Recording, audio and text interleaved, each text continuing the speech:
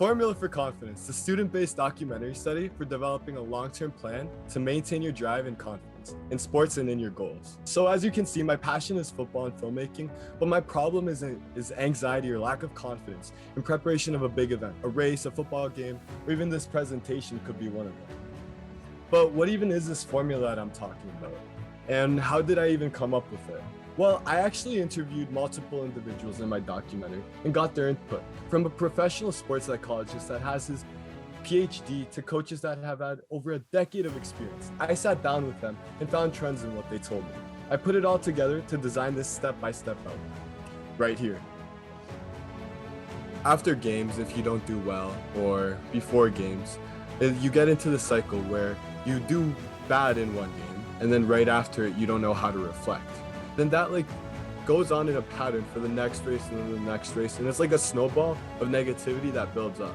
So I kind of felt myself overwhelmed, I'm thinking of bad plays I did and this and that, and instead of being centered, I kind of started thinking of all these negative plays, and I didn't know how to reflect well or how to do pre-game steps to actually alleviate my stress.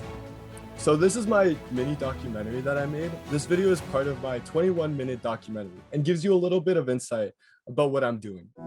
Ever since I was a kid, there's one thing I've always wondered about throughout my life. From playing soccer at 5 years old, wondering how to score the perfect hat trick, to my first football game as a junior captain. There comes times when we make the perfect catch, the touchdown, the interception, the conversion on the last down.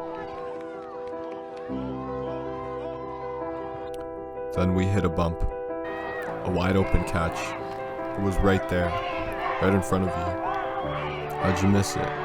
Self-doubt gets louder, doesn't let you concentrate. How am I supposed to achieve greatness if I mess up like that? Athletes don't mess up.